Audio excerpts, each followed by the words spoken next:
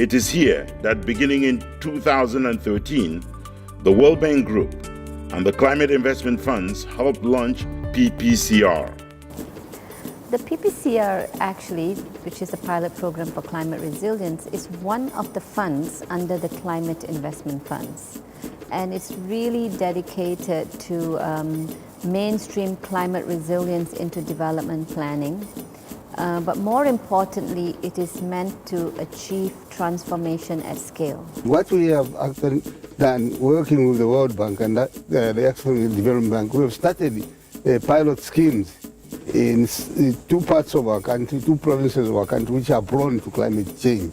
Our areas are facing serious challenges of climate change, such as water shortages and floods in some cases. The climate change effects here, it's real, and of course, to me, in my own capacity, I would look at this as a disaster. When we are talking of these changes, they are in episodes which are both extreme. Climate change is no longer a matter of speculation.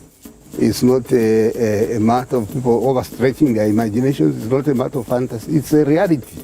Climate change, climate variability is no longer a debate issue. Climate change is real here in Sioma district.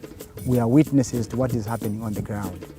The $36 million grant provided by the World Bank Group and the Climate Investment Funds is aimed at making climate change adaptation and resilience an intrinsic part of Zambia's economic development. PPCR, of course, has been the driving project to establish the Secretariat, including supporting the national component, mainstreaming, the climate information aspects. In the Barotse plains of the Zambezi, floods used to be celebrated for their life-giving powers. Alas, climate change means all this is changing, and changing fast. We've not had even a drop of rain, and the situation is dire. Look at the skies, they are clear, which means we don't even have a sign of rain. Also, our predictions from a science point of view shows that we are still in for it. Even the future is indicating to us that there will be increase in the frequency of weather extremes, climate extremes, especially in terms of droughts and floods. This problem of climate change, it really affected women, in that it's women who have to walk long distances. We have areas where the distances to the sources of water are becoming even further because of the drought. We have a community where they have to walk about 22 kilometers just to go and fetch water. It is a woman who has to walk. Believe me, in these communities, men cannot fetch water. It's 1 out of 100. You find 100 men, only one man would go and fetch water. One of the main achievements of PPCR is the fact that the pilot program has started building a long line of climate-smart farmers and rural dwellers. We met 6 of them. Sasa Dokas, Morris Kavimbi Ndondi, Esther Mtumbanyambe, Baby Amobi, Mudenda Idife Mova, Grit Havasimbi. The shared determination of these 6 to adapt to and survive climate change led us into naming them Zambia's climate warriors. Welcome to Kazungula district of Zambia's southern province, where the drilling of this well has changed lives here. That day, it was really a good day. People were drumming, they were dancing, they were jumping, they were laughing. Why? Because they were happy seeing water pouring. It was really like a dream. The bore, it was drilled for the school, and this time is sustaining the whole lot of the entire community. We have 10 villages surrounding the school, so most of these people are using that bore. To have water brought near to your home is, has huge benefits. Ladies used to move 3 times a day. A woman carrying 20 liters, a baby behind, a 5 liter in the hands. Imagine. For some unknown reason, The water from this well is so hot that herdsmen we met watering their cattle joked that deers must be the first cows in the world to drink tea. The water that comes out is ever hot, and you cannot take it direct. You need to cool it. So when you draw it, you need to cool it for some hours. Then afterwards, that's when you can drink it. This well was not sunk in time to prevent the loss of hundreds of heads of cattle. Cattle are died because of no water. How many? I can easily more than 400. We don't have water in our villages. Cattle, we don't have water for cattle. The cattle is died because of water. And it's very far away, this water. Maybe it's 8 kilometers to go to the water. This youngster explains that he and his junior brother, pictured behind him, are still in anger because the junior brother lost 4 of his cows to dehydration. Give us water. Boreholes. We need the boreholes. Our problem is water. The first problem we have here is water. Could have no water, animals would be taken to Zambezi, 20 kilometers away. The whole Zambezi river frontage has got a lot of investors who are fenced up in some areas. And these farmers, the communities, they are facing a challenge in crossing that road and going through those farms to take the animals to the river.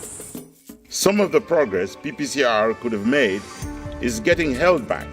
The challenges which we face, like on big projects, is the issue of contracts, the contractors and the like. And if that process could have been made a little simpler and a little easier. Sinking wells like this is proving a major challenge for a number of reasons. The water table has gone even deeper. If you went to drilling companies, they would confirm with you. The scientist was asking, and we agreed to fact-check him. The next day, we stopped to witness staff of the company Victoria Drilling at work. The company has been sinking wells in Zambia since 2006.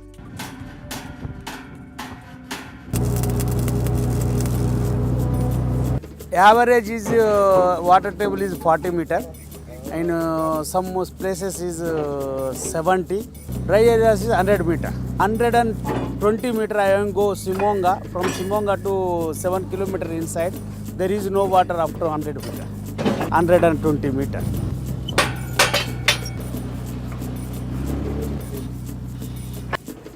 Two hours after we first stopped, Victoria Drilling struck water at a depth of 60 meters.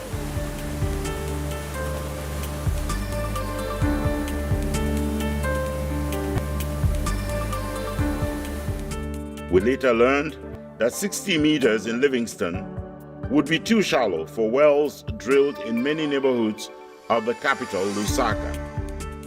In Lusaka, from base to Lusaka, from in Zambia, I am from 2008. But 2008 is 40 meters, 50 meters is good deeper. That nowadays in Lusaka, 80 meter, 90 meter going. Is going water, very water level is going down. Too much down.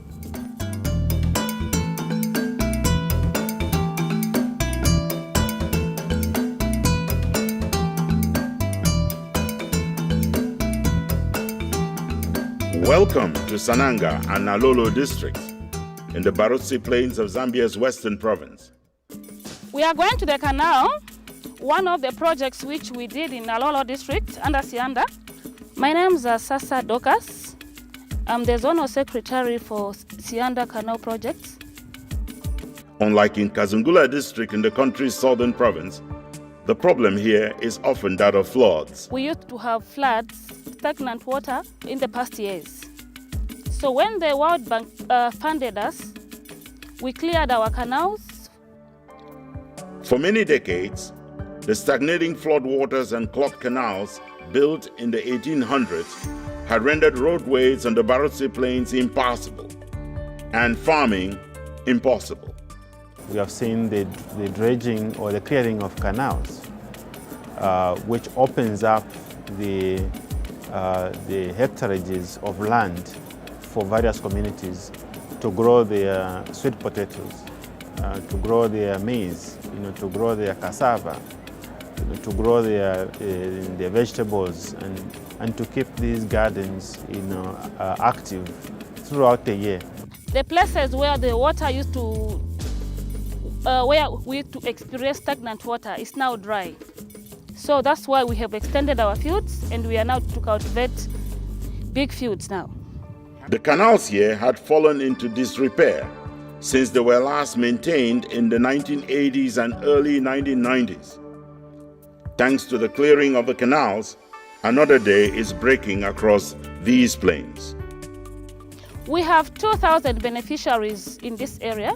We have more women, though the number I can't tell properly, but we have more women than men. As you can see, our maize is green and the stems are very promising for good harvest.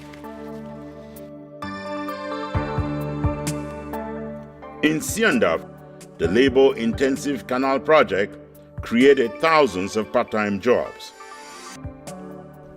Today, vast fields extend for thousands of meters with fresh, green, healthy growing corn and cassava crops, bowing proudly in the wind and bright late afternoon sunshine. Under PPCR, they advised us that we should do crop diversification. As you can see, we have planted cassava, and in between here, we have planted the maize. In places where floodwaters once reigned supreme, now stand farms cultivated by communities determined to give climate change a run for its money.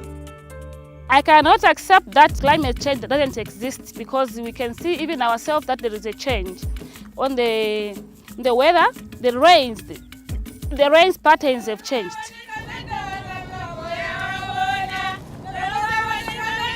Less than 5 kilometers from Sianda, we met these two widows, Rita and Bonvita, who showed us around what they say are much bigger farms than the ones they used to plow before the canals were cleared.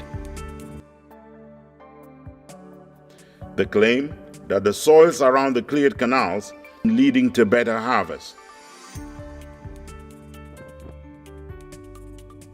Part of PPCR-led efforts to make agriculture and livelihoods more climate resilient involves introducing more drought-resistant crops, such as cassava and sorghum, which have been planted here alongside maize. When we visited, Rita and Bonvita had just planted their second cassava crop, and they had a message for agronomists. Agronomists, they said, need to find a cassava variety that takes less than a full year to mature. With the floods recurring once every year, the widows flagged the risks that farmers on the Barotse Plains face to see their cassava crop ripen for harvesting, only to be caught in the annual flood waters in which they sadly rot.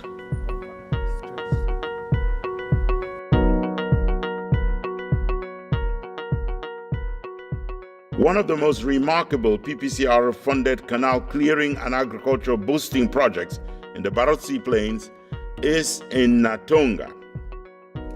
To get there, we set out early from Zambia's lone river port city of Mungo in the country's western province.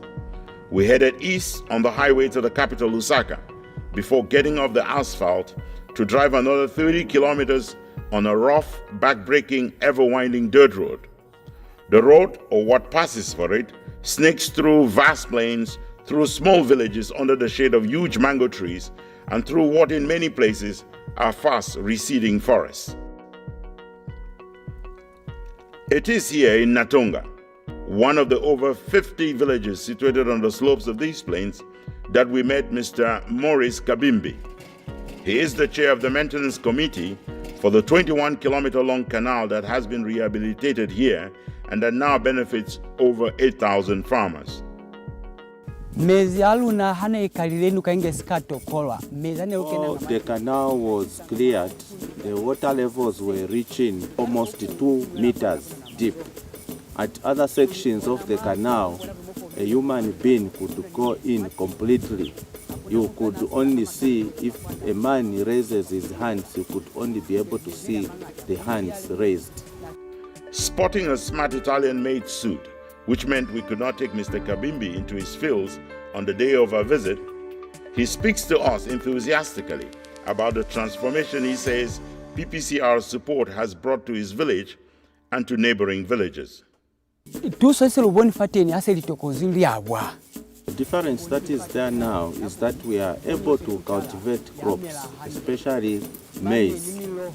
We are also able to cultivate rice. Those days, the area where we were cultivating was very small. Now we can cultivate up to closer to the canal. The water levels are very low. They are just good for cultivation. Those people who have the strength, who are willing to cultivate, they are really doing fine. They no longer face the challenge of hunger. Besides growing more maize, sorghum and cassava, farmers in Natunga have diversified into petty livestock rearing, with goats and pigs topping the list of preferred species. Garden initiatives led by women have sprung all along the rehabilitated canal, such as these lettuce and cabbage and tomato farms behind makeshift fences that dot the canal front. As in Nalolo and Senanga, the biggest challenge in Natunga is that of finding more efficient tools to keep the canals clear of reeds. Mr. Kabimbi showed us into the village storeroom where all the tools used in clearing and maintaining the canal are stored, and he talked to us about the urgent need to find more efficient farming equipment to help his community farm the larger portions of farmland that are now available to them. He raised concerns about the challenges they face with transportation to evacuate their farm produce to markets in towns like Mungo, where they could earn even more income.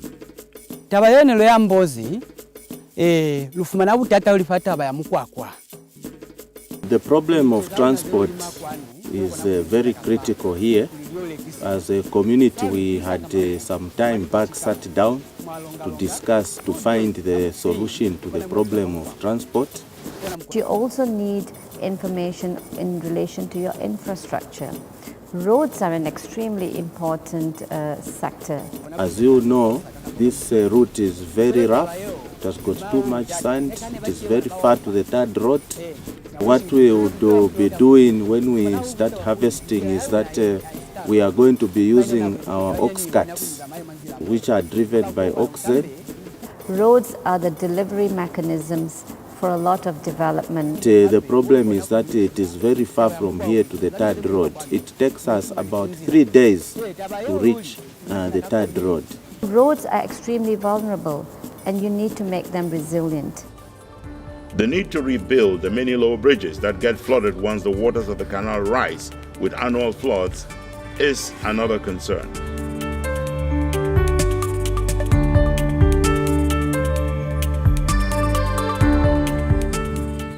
Meet Greek Habasimbi. We encouraged people to go vegetable production, which you can do in January to December as long as you have got water, a source of water nearby.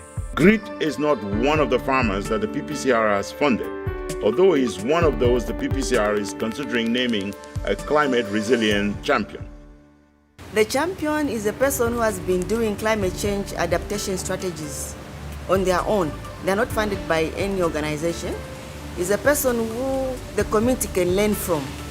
Greet is not your average village farmer.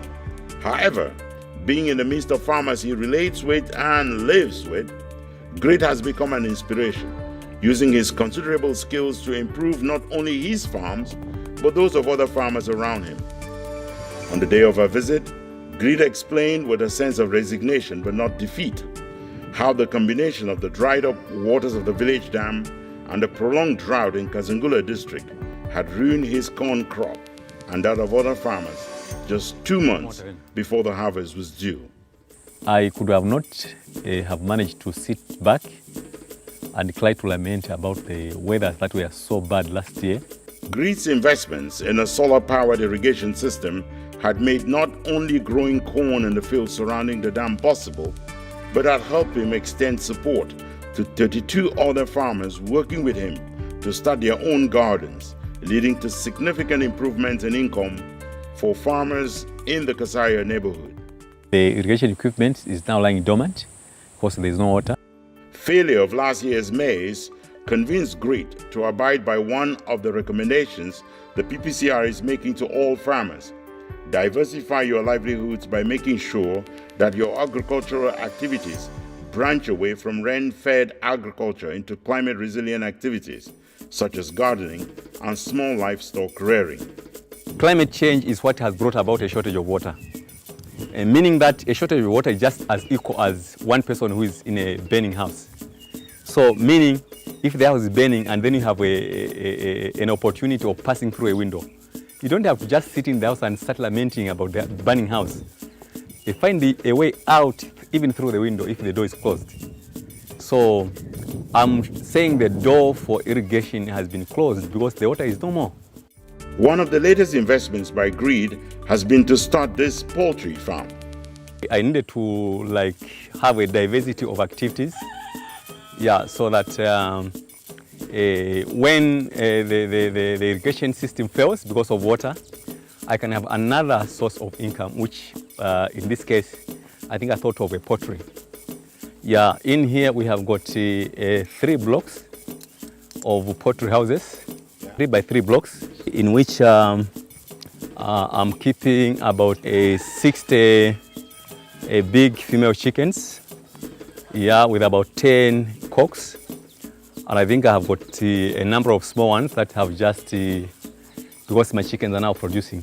This is almost a 4 months old investment. So production has just begun. I'm sure you can see some of the chickens, they are sitting on the eggs. I've got about 35 goats now. I think goats I started at the same time with the poultry. Because these are all small livestock that, like we are saying, they are not difficult to source water for. Greed says adapting, readapting, and readapting to whatever climate change brings must be the motto of every farmer. He says he lives what he preaches and walks every talk he gives. You see, I cannot just sit back and say, I'll wait until waters come. No. So what I thought was for me to continue living, because I eat every day. I don't only eat when there's water, no. I have to find another place where I can continue with the normal production throughout the year. So I just have to migrate. I have no two ways about it. To the sound of reggae blasting from the speakers of his car, Greed invited us to visit the new farm site he started about 5 kilometers away from the failed farm site in Kasaya. This is our alternative site.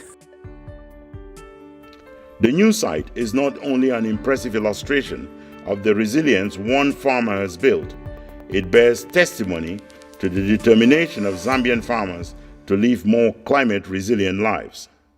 You see, we have a stream that is passing here, although it doesn't have a lot of water also, but at least it has got some collecting points where water doesn't finish. So we water this corn using this water that is there in the stream, so that by the end of December, we'll have closed a business here and go back to the first site that we visited that has no water, hoping that by that time, that pond also will have collected some water. This is the pipe that runs the water from the source, the river, into the field. It was about to say 20 meters away from those tanks, but now I think we are tapping water from as far as 50 meters, 60 meters away.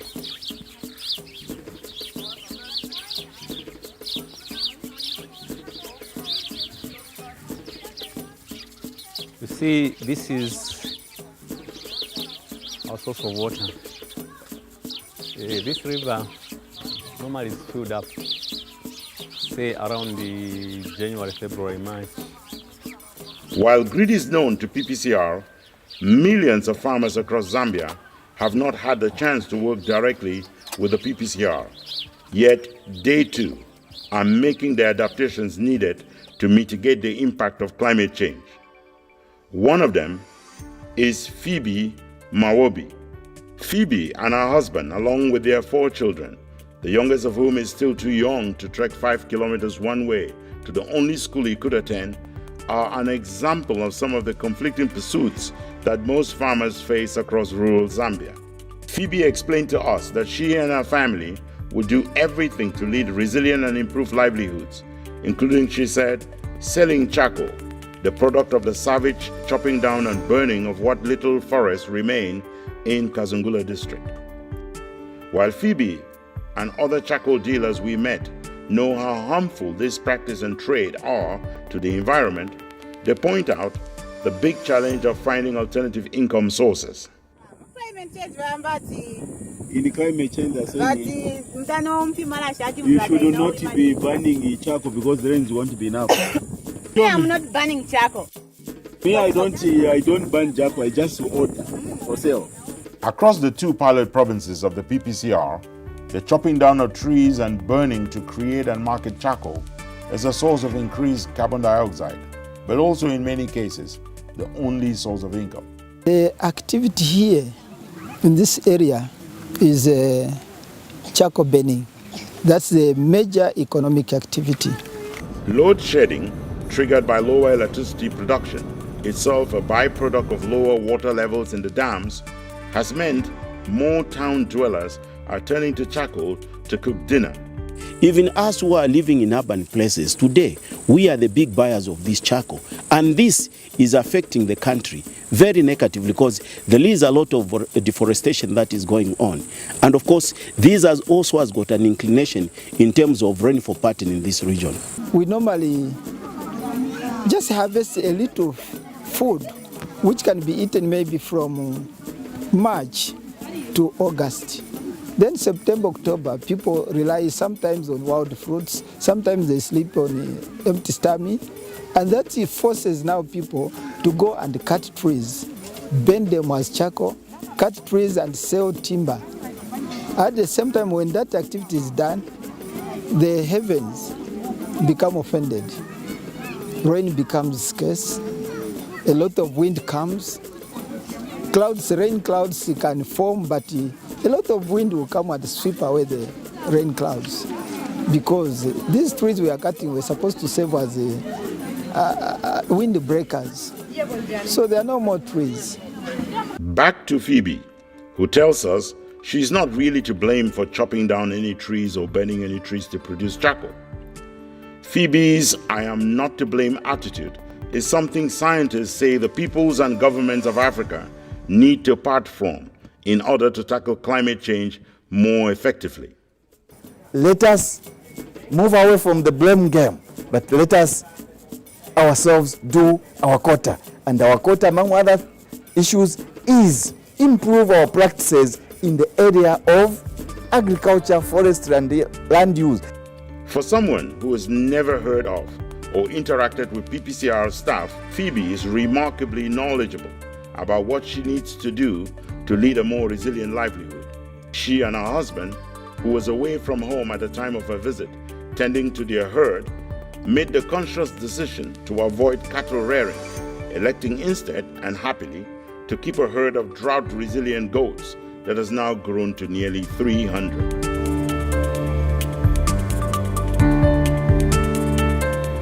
Meet Esther Yembe, chair of one of the community organizations on Better Island. This developmental approach, the bottom up, is very good because it's us the community that identify the problem, and then we have solutions to our problem other than when the government tells us what to do, because the government is not faced with the challenges that we are facing here as community members. The organization seeks funding to start a fish farm on this island. The PPCR manager for Zambia's western province, based in Mungo, is among project staff on the boat ride from one bank of the Zambezi River to the island. The project team has done this trip a number of times before. They were here first to sensitize Mbeta Islanders on climate change and how they can access PPCR funding to help build climate-resilient livelihoods. They returned to appraise their projects. Then they came again and again to verify that the community here has put together their own share of contributions, often in kind, but also in cash sometimes, towards the implementation of the project. More projects are now more.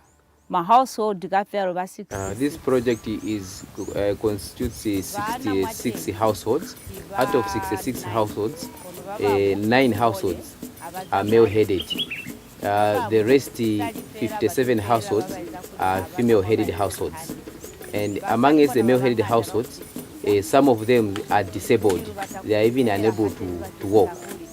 And the women are the majority in this project. No PPCR funds had been invested in the fish farm the women were trying to start here at the time of our visit. Project This project, on our side of the community, we have managed to do the following.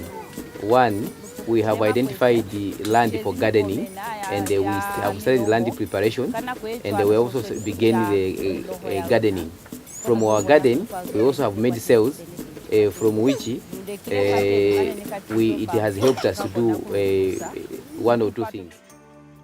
The excitement in Esther Yembe's voice about the project is unmistakable as she shows us around the planned fish pond site. As required under PPCR projects, the women of Mbeta Island and the few male participants on the project have made additional investments. One of them is this garden at one end of the planned fish farm site, the first of a total 3 gardens that they intend to grow around the pond. As she completes the tour of the future fish farm site, Esther Yembe got on a tread-on water pump that her organization had recently bought and uses for irrigation of their gardens. She explains that the energy required to power the pump means most of the women in the association have to seek the help of young, stronger boys on the island to run the pumps. We rely mostly on the young men who climb here to do the pumping of the water. These decks on the future pond site are part of the community's contribution to the fish farm. Nilwakona kweza poultry kulekisali kuhu kulekisali ko muchwalo alufuma The other livelihood option is that we can diversify into is poultry and also the rearing and the selling of cattle. The investments in gardenings are meant to demonstrate to the PPCR project team that Mbeta Islanders do not intend to become over-reliant on fish farming for their livelihoods. In a climate-affected world, this community is anxious to prove that they have and will turn to other options to sustain their livelihoods. Our team leaves Mbeta Island on the brief boat ride back across the smooth-flowing waters of the Zambezi. At the Savwanda Dam in Kazungula district. The biggest problem that we are facing as women is the problem of water. Meet Edith Muba.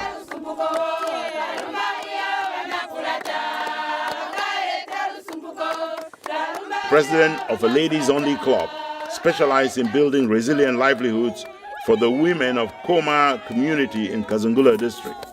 If water was there as women, we would come up with gardens whereby we could grow vegetables and sell, and then any money to support our children to school.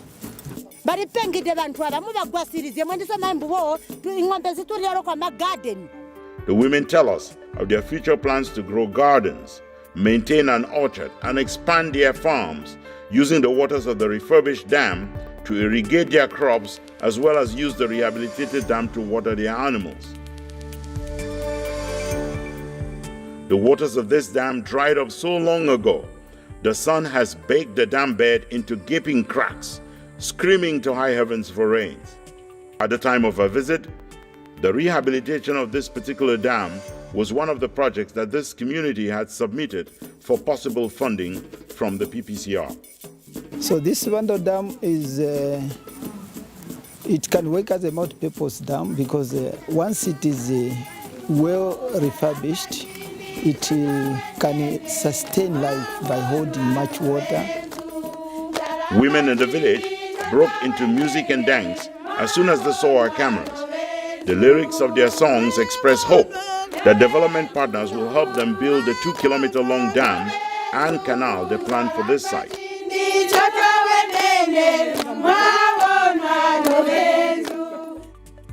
Very few dams across the drought-stricken southern province of Zambia still hold any water. One of the few with water when we visited was this one in Kasaya. We learned that the water left in this dam at the time of our visit dates back from the last significant rains which had fallen 2 years ago, we were told. The muddy, filthy, stinking water in the dam has gone so bad that donkeys led to the dam for watering with our cameras rolling to record the action simply walked away, refusing to drink.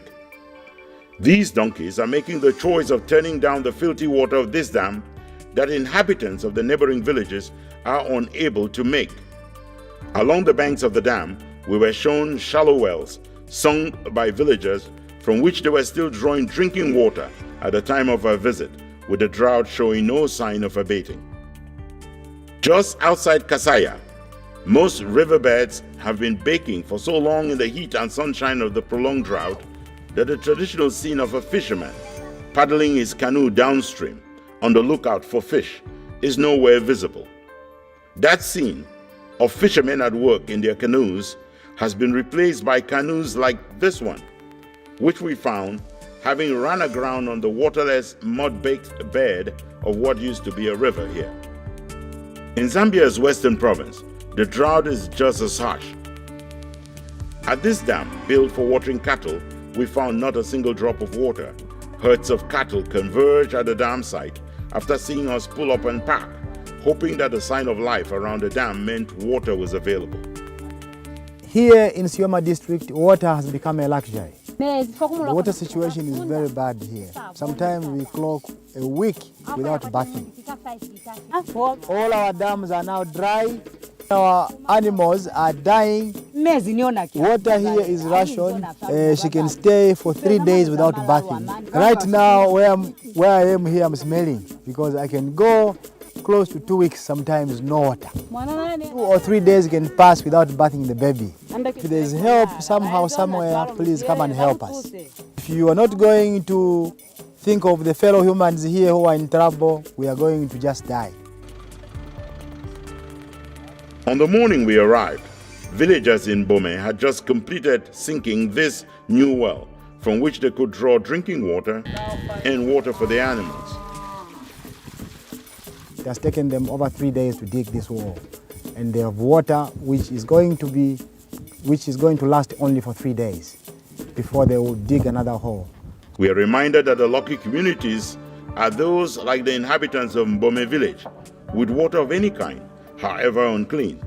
In the same water well that our people are drinking is where mosquitoes are breeding. So apart from just drinking dirty water, our people are drinking water which has mosquito eggs.